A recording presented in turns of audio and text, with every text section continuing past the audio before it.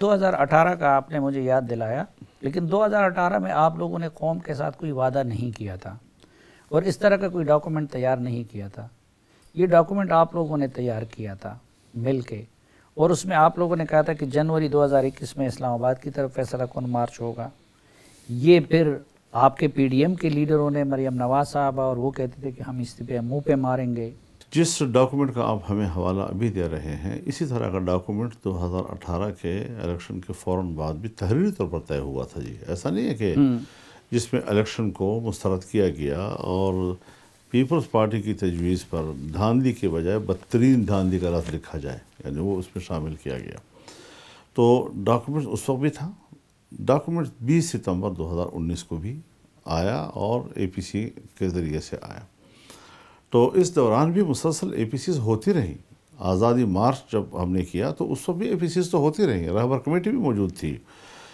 آج صورتحال یہ ہے کہ آپ ترتیب سیدھی کر لیں۔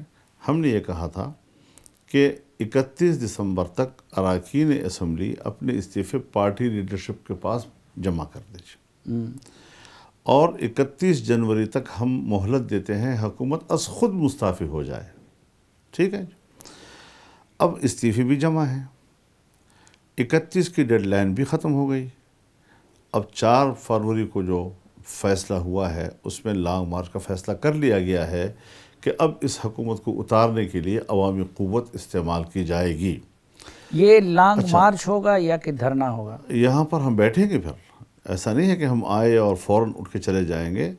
ایک بھرپور قسم کا یہاں پر ایک ڈیمانسٹریشن ہوگی، اور اس میں جو ہمارے مطالبات ہیں وہ سب کا سب اس کا موضوع ہوں گے جی۔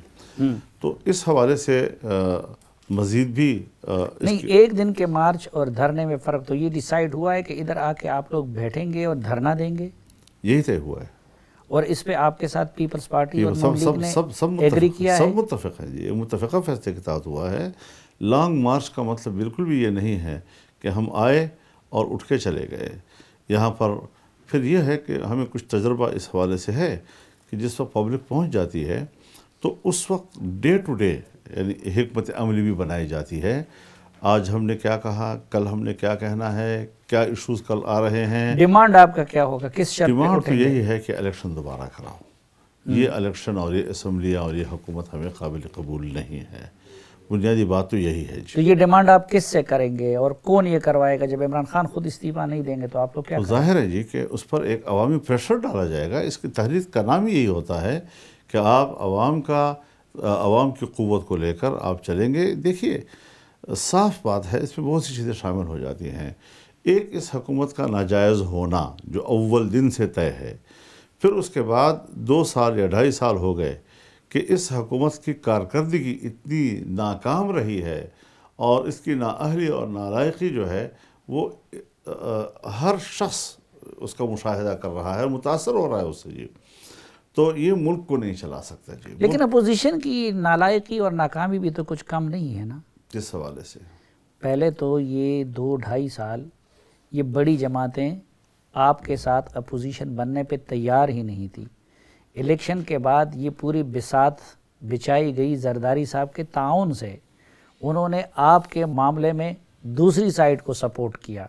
پھر جب آپ دھرنے پہ آئے تو آپ کو تنہا چھوڑ دیا۔ دیکھیے اس میں ضرور کچھ چیزیں ایسی ہیں کہ جس میں آپ کا سوال بنتا ہے، اور اس میں وزن بھی ہے کہ ہم وہ وحدت کا مظاہرہ نہیں کر سکے جو ہمیں فوری طور پر کرنا چاہیے تھا۔ اگر آپ کو یاد ہو 1977 میں جب اپوزیشن نے کہا کہ الیکشن نہیں، تو 3 دن کے بعد صوبائی اسمبلی کے الیکشن تھے، ان کا بھی بائیکاٹ کیا، اسمبلی میں بھی نہیں گئے، اور فوراً ملک کے اندر تحریک کا آغاز کر دیا گیا۔ یہاں ہم نے اس درجے کا وحدت کا مظاہرہ ابتدا میں نہیں کیا، یہاں تک کہ وزیر اعظم کے الیکشن میں، پھر اس کے بعد صدارتی الیکشن میں تو کچھ کوتاہیاں ضرور ہماری اپوزیشن کے جماعتوں سے ہوئی، اور ہم رفتہ رفتہ تدریجی طور پر اس مقام پر پہنچے کہ اب ہمیں مل کر ایک متحدہ جدوجہد کے ذریعے آگے بڑھنا چاہیے۔ لیکن آپ کے پچھلے دھرنے سے فائدہ اٹھا کے ان دونوں جماعتوں نے اپنے اپنے حصے کی ڈیل کر لی، تو اس کی کیا گارنٹی ہے کہ اب کی بار وہ ڈیل نہیں کریں؟ مجھے کسی ڈیل کا نہ علم ہے، البتہ یہ ضرور ہے کہ جمعیت علماء اسلام نے جو تحریک اٹھائی اور اس سے پہلے 14 ملین مارچ پورے ملک میں کیا اور انتہائی کامیاب، اس میں بھی سیاسی جماعتیں مختلف انداز سے شریک ہوتی رہی ہیں، اور اس موقف کے حوالے سے بھی ہم موقع بموقع اے پی سی بھی کرتے رہے، ان کی تائید بھی ساتھ ساتھ رہی، اور پھر جب ہم یہاں اسلام آباد پہنچے تو پورے ملک کی سیاسی قیادت جو ہے وہ ہمارے کنٹینر پہ پہنچ گئی، سب نے اس کو سپورٹ کیا، بڑی پارٹیوں نے، تنظیموں نے، تاجر تنظیموں نے، وکلاء نے، اساتذہ نے، ڈاکٹرز نے، سب ہمارے سٹیج پہ کھڑے تھے۔ تو اس سے بہرحال ایک فضا بنی ہے، اس سے بیداری آئی ہے، اس میں حوصلہ پیدا ہوا ہے، اور اس نے اس جگہ پر لا کھڑا کیا ہے جو آج پی ڈی ایم کی صورت میں ایک اتحاد موجود ہے۔ تو اس بیداری سے فائدہ اٹھا کے میاں صاحب باہر چلے گئے، مریم نواز صاحبہ خاموش ہو گئی، زرداری صاحب نے اپنے معاملات ٹھیک کر دیے، پی ڈی ایم سے پہلے وہ گئے ہیں، اور ظاہر ہے کہ حکومت نے اجازت دی ہے ان کو، اور ڈاکٹر سب متفق تھے اور ابھی بھی متفق ہیں کہ ان کا باہر جانا علاج کے لیے ناگزیر تھا۔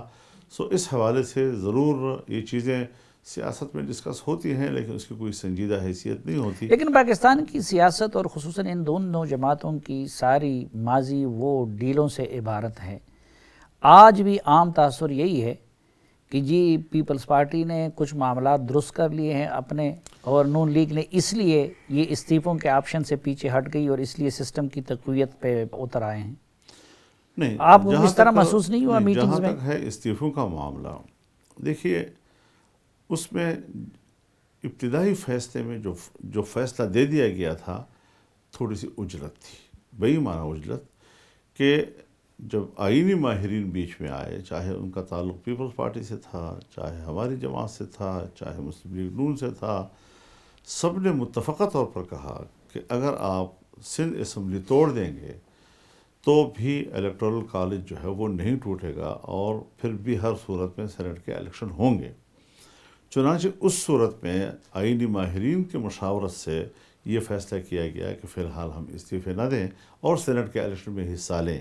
اب جب ہم نے سینٹ کے الیکشن میں حصہ لینے کا فیصلہ کیا تو ملک کے اندر کچھ ضمنی الیکشن بھی تھے جو ہمیں صوبے میں بھی ووٹ کا فائدہ دے سکتے تھے، آپ میری بات پوری کر رہے تھے، اور قومی اسمبلی میں بھی۔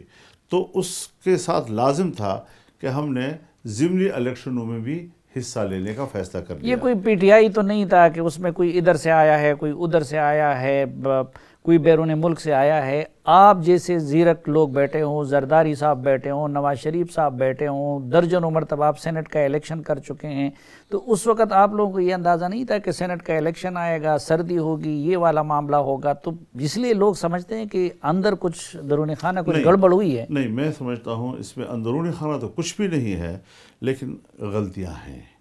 یعنی ایک سوچ بنتی ہے، اور وہ سوچ جب فیلڈ میں آتی ہے تو اس میں کچھ مشکلات سامنے آ جاتی ہیں۔ آپ سمجھتے ہیں کہ جنوری کی ڈیڈ لائن اور استعفے غلطی تھی؟ جنوری میں ڈیڈ لائن ہم نے صرف استعفوں کی نہیں، ہم نے ان کو استعفیٰ دینے کے لیے دی تھی، وہ گزر گئی، تو اس کا مطلب ہے کہ ہم خاموش ہیں۔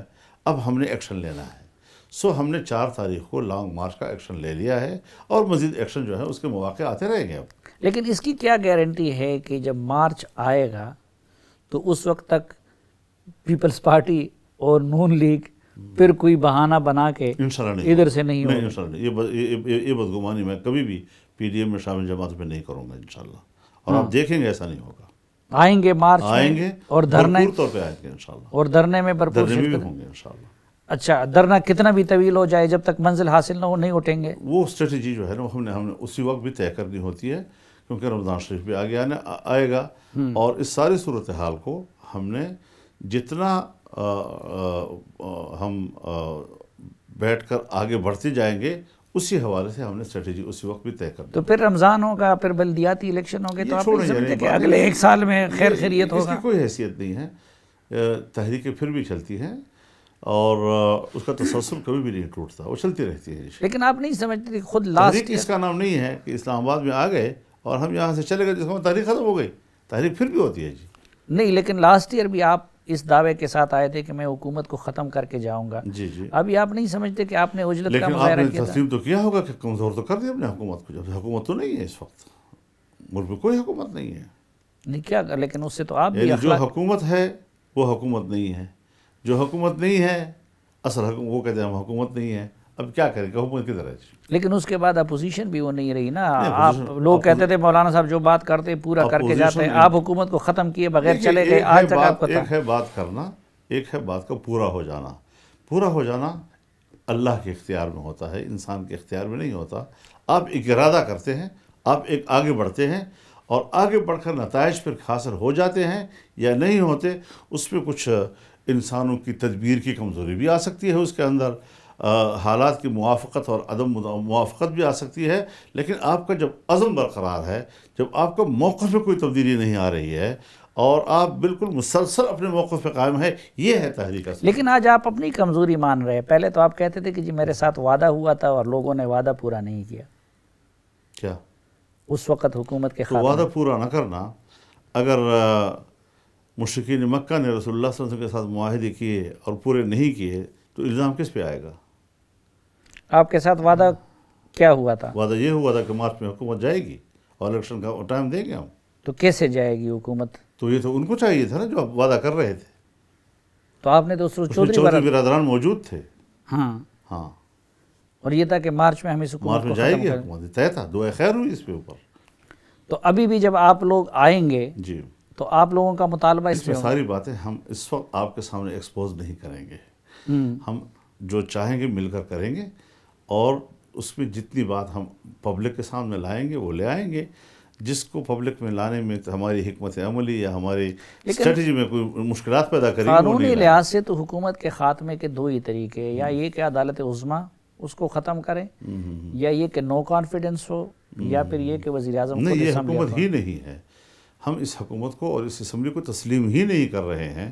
جب تسلیم ہی نہیں کر رہے تو کسی کا باپ بھی ہم سے تسلیم نہیں کروا سکتا. تو پھر اس میں بیٹھے پھر کیوں؟ جبر ہوگا نا، پھر جبر ہوگا. نہیں تو جب اسمبلی کو تو تسلیم میرا ہے، خیال اس یہ میں ہے کہ بیٹھے یہاں تک کیوں؟ بات پہنچے گی، یہاں تک بات پہنچے گی کہ بالآخر کہا جائے کہ پھر ایسے اسمبلی میں ہم نہیں بیٹھتے.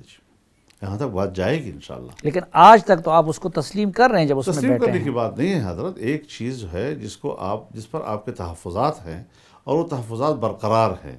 اب یہ ہے کہ اسمبلیوں کے اندر ہم اپنی سیٹوں پہ تو ہمارا اعتراض نہیں ہے نا، اپوزیشن سیٹوں پہ تو ہمارا اعتراض نہیں ہے.